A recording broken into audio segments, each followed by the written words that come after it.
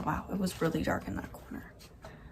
It is about 5-ish a.m. and I couldn't get the rest of my lipstick off last night, even though I took my makeup off. Probably need a makeup remover. My room is a wreck right now, so I need to clean this up later today. Just because I've been renovating the laundry room, so a lot of the things that were in there are now in here. I have not gotten up at 5 a.m.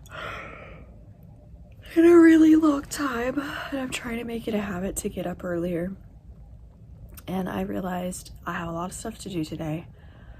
I should probably get up early. I have paint on my fingernails. I have a phone call later today with possibly becoming a brand affiliate for a company, so that's exciting.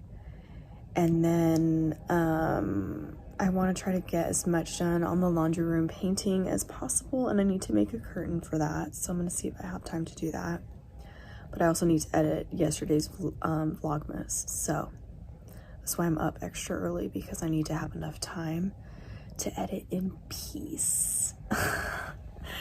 And then I need to record a video for Thursday. So, good morning. I hope you're having a fabulous day.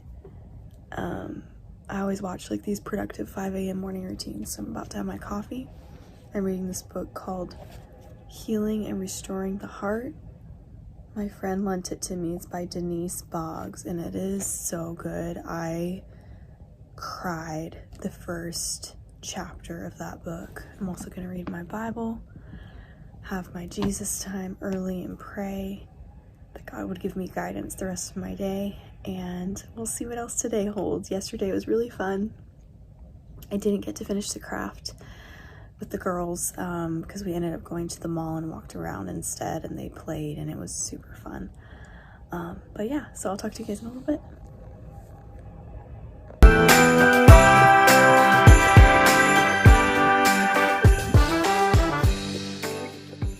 Okay, so I've been reading this book for like a few minutes, like 10 minutes, and my gosh, it's wrecking me. It is so good. I highly recommend this book, Healing and Restoring the Heart by Denise Boggs. If you feel like you have like an emotional disconnect with people, this is really good.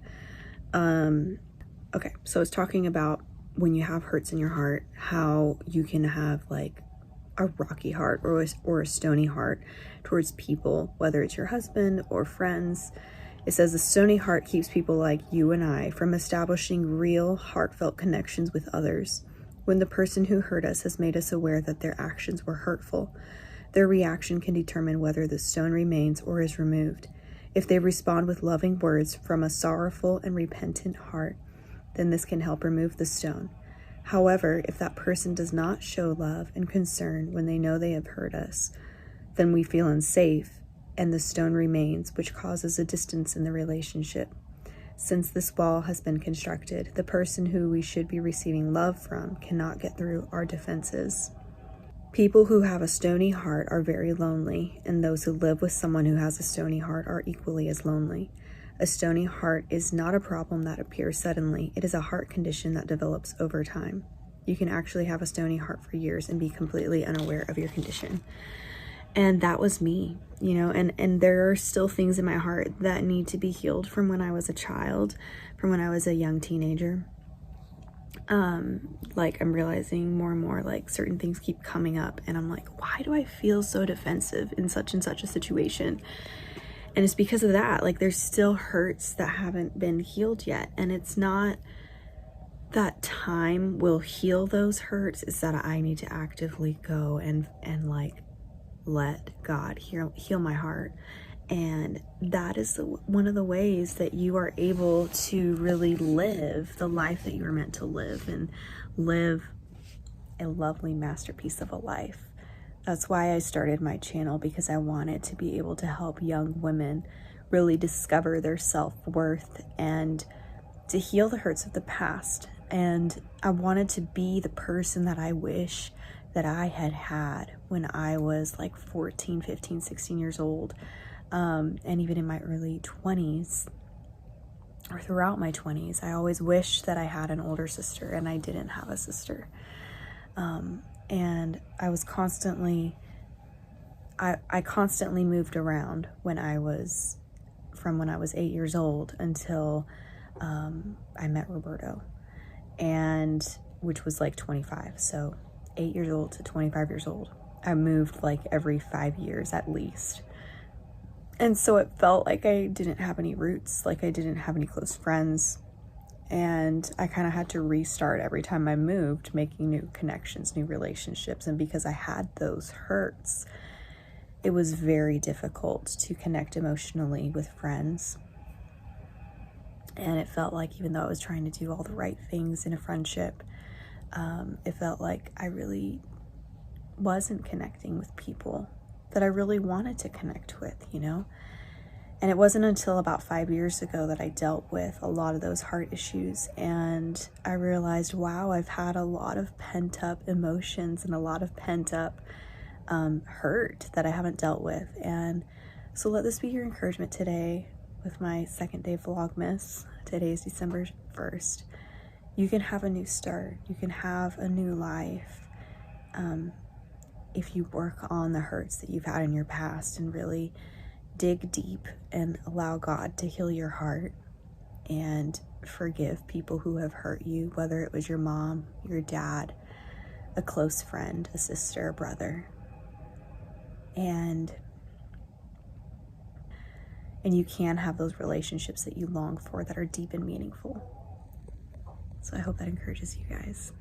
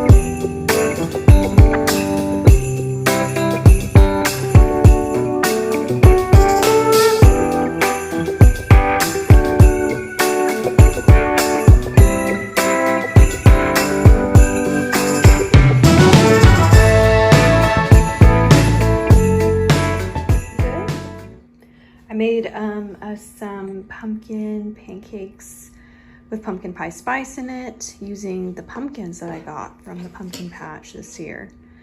And then we are having bacon and bananas. Little Addie is loving it. We're having some orange juice too. Good job, sweetie. You ate a lot of that. Good for you. I've started this thing where I read to the girls from their Bible book while we eat breakfast or after they've finished and I'm eating. I try to eat at the same time as them, but they get so hungry that I usually have to serve them first and then I eat once my food is done. So we've already read through a lot of this, but if you just read a little story every day, you eventually get through it, and it gets them familiarized with scripture, even though it's like paraphrased.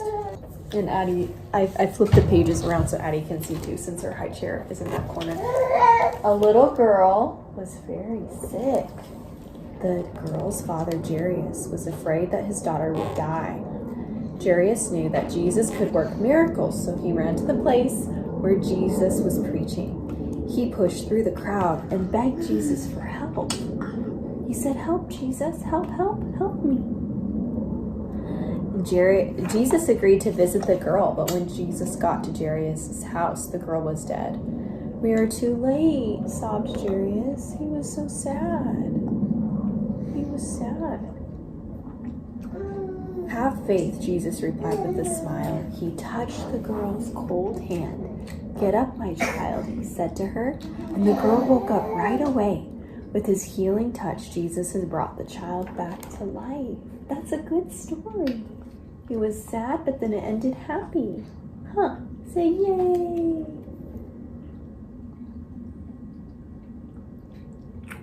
Did you like the story yet? Her high chair has to be in this corner because it broke. And actually, it's not even on the thing that it's supposed to be on. I have this little tiny bowl to kind of prop it up because otherwise she's all leaning to the side and it just doesn't work very well if it's at the table like I would like it to be. But maybe someday I can get it fixed. I just don't know how I'm gonna fix it. We've already looked at it multiple times and I don't know what's wrong with it. So for the rest of today, since we didn't finish our turkey craft, after we're done eating and I'm done editing the video for tomorrow, if we have time before a phone call that I have to make at 11, we will make the craft and then the girls will go down for their nap. I'm taking my postnatals from Ritual and a feminine libido support. I need all the help I can get right now postpartum, but yeah, it's been a lovely day. I feel very accomplished. You cannot have my vitamins. Sit down. Sit down. So I already feel very accomplished. I've been up for like 4 hours now, and normally if I wake up when the girls wake up, 4 hours for me is like noon because I've been waking up kind of late, like at 8 o'clock once they wake up. I've just been so exhausted working on videos so late at night because I can't do it during the day. So, yeah, I'm trying to figure out a better balance for editing and stuff. Okay, are you done? She does this thing where she hands me all of her stuff once she's finished, which is sweet, but sometimes she spills it all over the place. So let me get her down. She's all done. Say all done. Show me. Show me all done. Good job. That's the sign language. Baby sign language for all done is this. She's always done that. Okay, so it's several hours later. I got caught up. I was going to take a call and then they rescheduled it to tomorrow. Oh, are you okay? And then I started working on the laundry room project again. And I just got Addie up and I've been looking at her pants and I'm like, why are they so long? Because she has the leopard print pants, see, just like these. And she just woke up from a nap and her shirt's dirty, but that's besides the point. The point is that the pants are too big and I'm like, why are they so long? I don't remember them being this long to where I have to cuff them like 3 times. And I was like, and they used to have a bow on them. They're the Walmart kind. The bow is gone. So I'm thinking, oh, it probably got ripped off in the wash and I'll find it in a minute and like sew it back on. Turns out I just thought, oh my gosh, Bethany has a similar pair of pants and they're Bethany's pants that she's wearing right now. So you can have a good laugh out of that. Look, I'm sorry. I'm sorry. Oh my gosh, I feel so dumb. You're silly. Say you're silly, mommy. You're silly. Okay, now I'm gonna go change her into her real pants. Ready? Oh. Whoa.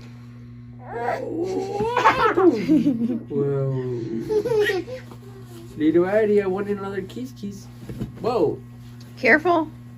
Honey, you're literally just covering Addie in the process. Playing your little game. Covering Daddy up with all the stuff.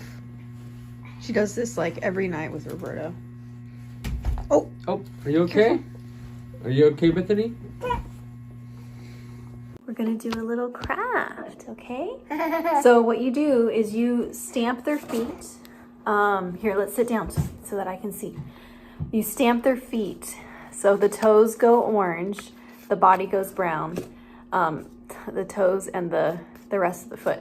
And then you do their hands in 1 brown, these are Addie's, 1 red, 1 orange, and 1 yellow, or whatever color combination you want to do.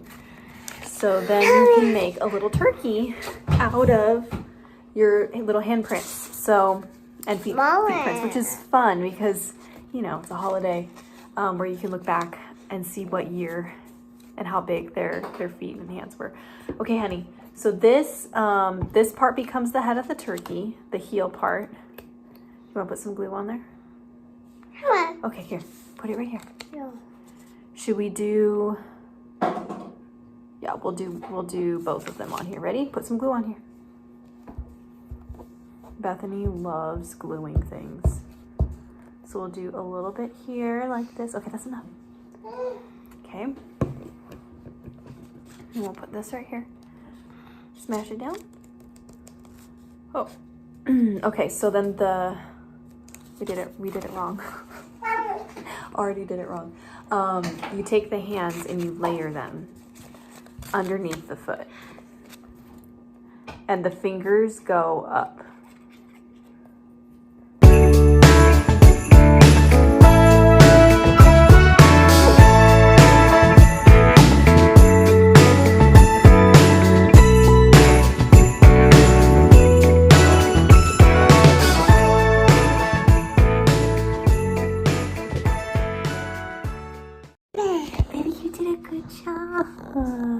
She did Adeline's and hers. This is hers, and that's Adeline's.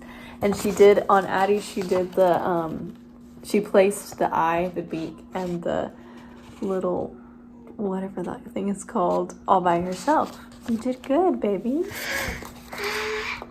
Good job. Okay, then you can just write, if you do this. Anytime I do a craft with my girls, I put their ages and the date on it, and then I save it. So